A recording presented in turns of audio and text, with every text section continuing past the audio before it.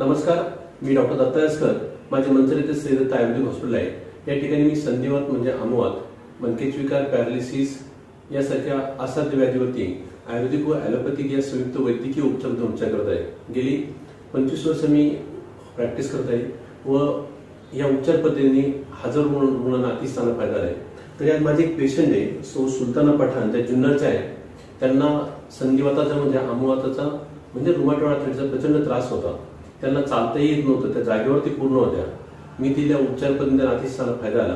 तरी त्यांचा एक प्रत्यक्ष अनुभव घेत आहे. तो ताई, तुमचं नाव काय संपूर्ण? सुलताना युनुस पठाण. आणि तुमचं गाव कोणतं? जुन्नर. ओके. तसं तुम्हाला संधिवाताचा त्रास किती वर्षापासून आहे? 5 वर्ष. पहिली लॉकडाऊन होतं तेव्हापासून होतं. बरं.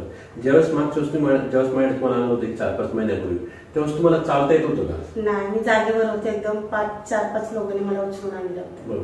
तसं तुम्ही घरी जागेवर किती दिवस होत्या? 4 वर्ष होते. पूर्ण जागेवर? पूर्ण 4 वर्ष. खाटावरच जेवण, तिथं सगळं तिथं. कुणी पण खुर्चीवर बसून आंघोळ घालायचे नाही, तर कुणी आंघोळ घालायचे. हात पण जेवायला उचलत नव्हतं. म्हणजे तुम्हाला असं जेवण स्वतः करता येत नव्हतं? नाही, जेवण नाही, केस विचारायला नाही, तोंडात पण जात नव्हतं काय. चालता येत होतं का? नाही होतं. म्हणजे 4 वर्ष पूर्णपणे तुम्ही जागेवरती होता? हो. काहीच काम करता? काहीच काम नाही करत होतं, जागेवरच बसून. काय बोटाने पण काय नाही, बोट पण मोठे जागे होते. ओके.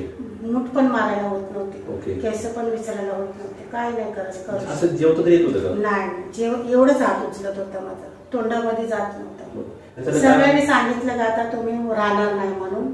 माझे मुंबईला, गावाला, तिथे सगळे लोक भेटायला यायचे. तर एक आमची जवळची बाई होती, तुमच्याकडे औषध घेत होती. त्याने सांगितलं यांच्याकडे तुम्ही जावा. बरोबर. तर मग मी ऍड्रेस घेऊन तुमच्याकडे आले. आज मला 8 महिने झाले. आता मी स्वयंपाक करते घरात. मला चालता येते का? चालते, पण मी स्वयंपाक करते. तिघं दोघं तर आता 1 महिना पूर्ण उपास पण ठेवला मी. उपास ठेवला पूर्ण महिना. 4 वर्षापासून नव्हता ठेवलेला मी. आणि आता चालता येते? स्वयंपाक मी करते. अजून काय सांगू? स्वयंपाक करते मी. सगळ्या पोरांचं सकाळी शाळेत पाठवते, त्यांना डबा बनवते. सकाळी त्यांना स्टॉपवर सोडायला पण मी जाते, बसीत बसवायला मी स्वतः जाते. लई तुमचा आभार आहे. मला तुम्हीच बरं केलं. त्याच्यानंतर देवाने तुम्हाला काय दिलं आणि तुम्ही मला दिलं असं. मी कधी असं झालं नव्हतं की मी उभी राहणार म्हणून. असं कधी वाटलं तुम्ही चालत? मला वाटलंच नव्हतं. आता मी सांगलं आता झाली माझी आयुष्य संपली म्हणलं. म्हणजे तुम्हाला त्यावेळेस तुमचे लोक पण तुम्हाला भेटायला? हो, लई यायचे. माझ्या आत्या यायची, माझी मावशी यायची, जाऊ यायची, सगळे पोरं बिरं सगळे भेटायला. काय पण होणार तिला. म्हणजे तुम्ही जगणार नाही? सगळं असंच सगळ्याच मनात मी चालवतं. आता ही राहणार नाही. 4 वर्ष एवढे डॉक्टर केले, ही बरी होत नाही तर आता राहणार नाही, असं झालं. म्हणजे योग्य उपचार किंवा मार्गदर्शन नसल्यामुळे तुम्ही पूर्ण जागेवर बसला आणि काहीच करता येत नव्हतं? काय नाही. आज विशेष म्हणजे तुम्ही स्वतः रिक्षा करून आले? स्वतः आले. किती लोकांना मी पाठवलं पण तुम्हाला तुमच्याकडे नारायणगाव पॅरालाइज होते, तर ते आले. ते पण म्हणतात बरं झालं, आम्ही पण आता चालतोय, बसतोय, स्वयंपाक करतोय, बसायला होत. ती सायरा आता आले होते का नाही, तिला पण गुडघ्याचा होता, तिला पण मी पाठवलं. ते देवरोडची पण काही वर्षांनी खाटावर होती, ती पण चालते, स्वयंपाक करते, चालते. ते पण म्हणजे मला बघून ते लोक पण लई बरं वाटतं. ते पण चालतात, लई चांगले आहे, आम्हाला लई बरं वाटतं. ते पण 15 वर्षापासून ते देवरोडवाली खुर्चीवर होते. नाही, इथंच जेवती पूर्ण. आता ते पण स्वयंपाक करते, खाली बसते, वर बसते, आंघोळ करते, सगळं करते. ती पण चालते. हो.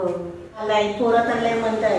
त्याला ते डॉक्टरांचा आभार आहे की तुम्हाला उभे केले. आम्हाला तर शक्यच नव्हतं. लोकांनी आम्हाला घी केलं होतं की माझी आई राहणार नाही म्हणून. मुलं पण खुश, मुली पण तुमच्या.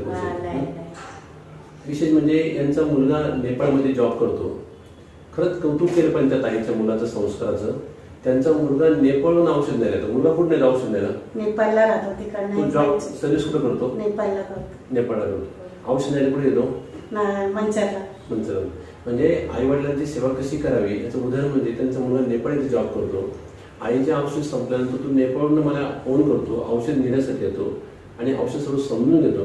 आणि खरं तर त्यांच्या मुलगा, मुलगी आणि मुलामुळे ते खरं बरं झालं, कारण त्यांनी त्या औषध उपचारावरती विश्वास ठेवला, प्रॉपरली ट्रीटमेंट घेतलं. ह्या आजारामध्ये आपण जी मेडिसिन देत असतो, ती मेडिसिन देत असताना पेशंटचे लिव्हर फंक्शन, किडनी फंक्शन या सगळ्या गोष्टी पाहणं गरजेची गोष्ट असते. त्यानुसार उपचार करावा लागतात. परंतु उपचार करत असताना पेशंटच्या मुलांनी समजून घेणं गरजेची गोष्ट असते. मी काय देतोय, काय केलं पाहिजे, त्या मेडिसिनचा साईड इफेक्ट काय होऊ शकतो, मेडिसिनने काय प्रॉब्लेम होऊ शकतो, त्यासाठी रक्ताच्या कुठल्या तपासणी केल्या पाहिजे, मेडिसिन दिल्यानंतर काय प्रॉब्लेम, हे सर्व समजण्यासाठी पेशंटच्या सोबत एकदा पेशंटची मुलं असणं गरजेची गोष्ट असते. सुरुवातीला पेशंटची मुलं येत नाही, सुरुवातीला पेशंटला तुझा अर्धा ते पाऊण तास वेळ देतो, सर्व समजून सांगतो, आणि मुलं नंतर येतात त्यांना माहीत नसतं आणि सेकंड टाइम बोलणं शक्य होत नाही. तरी संधिवात म्हणजे रुमॅटॉइड आर्थरायटिस किंवा असाध्य व्याधी असणाऱ्या रुग्णांनी पेशंटच्या सोबत पेशंटच्या मुलांना सोबत घेऊन यावे, म्हणजे सांगणं सोपं राहतं. अमवात रुमॅटॉइड आर्थरायटिसमुळे त्यांचे सांधे सगळे स्टिच होते, पॅक झाले होते, त्यांच्या हालचाल पूर्ण थांबल्या होत्या, त्यांना चालता येणं शक्य नव्हतं, चालता येत नव्हतं. ते 4 वर्ष जागेवरती बसून होत्या. आणि त्यांना माझं नाव कोणतरी सांगितलं. माझ्याकडे आल्यानंतर विशेष म्हणजे त्यांनी बरेच दिवस बाहेरच्या गोळ्या पावडर खाल्ल्यामुळं त्यांच्या किडनीला सुद्धा थोडी सूज होते, त्यांची blood urea serum creatinine level ही वाढलेली होती. पण त्या अवस्थेमध्ये आपल्यापुढं 2च ऑप्शन होतं. पेशंटला वेदना म्हणजे पेशंटची वेदना थांबवणं आणि जी काही जीवन शिल्लक आहे ते योग्य पद्धतीनं त्यांना सुखी जीवन जगता येण्यासाठी प्रयत्न करणं गरजेची गोष्ट होती. मला तर विशेष म्हणजे त्यांच्या मुलांचं मुलींचं मला एक आभार किंवा कौतुक व्यक्त केलं पाहिजे. अशी सिच्युएशन असताना ब्लड युरिया सेरम क्रिएटिनिन म्हणजे किडनीला सूज असताना त्यांनी वास्तवता स्वीकारली आणि त्यांनी मला उपचारासाठी मान्यता दिली आणि त्यांना अतिशय योग्य, मी आयुर्वेदिक व ॲलोपॅथिक वैद्यकीय उपचार करतो, म्हणजे जी पुण्या मुंबईचे इव्हन जे टॉप लेवलचे रुमॅटॉलॉजिस्ट असतात त्यांची पण औषध देतो. आणि मी आमवातावरती म्हणजे संधिवातावर स्वतःचा एक स्वतःची एक संशोधन फॉर्म्युला आहे, माझी स्वतःची एक विकसित उपचार पद्धती आहे आणि त्या उपचाराने त्या ताईंना अतिशय चांगला फायदा झाला. आमवातामध्ये म्हणजे रुमॅटॉइड आर्थरायटिसमध्ये पेशंटपेक्षाही पेशंटचे नातेवाईक समजदार असणं गरजेची गोष्ट असते. कारण हा आजार पाहायला मिळत नाही, कोणाला माहीत नाही, हजारातून 2-3 लोकांना असतो. हे नॉर्मल गुडघेदुखी किंवा नॉर्मल कंबरदुखीचा पेशंट नसतो, हा रक्तातला आजार असतो. रक्तातला म्हणण्यापेक्षा हा जेनेटिक डिसीज आहे, हा हाडाचा आजार नसतो, हे लोकांना माहीत नसतं.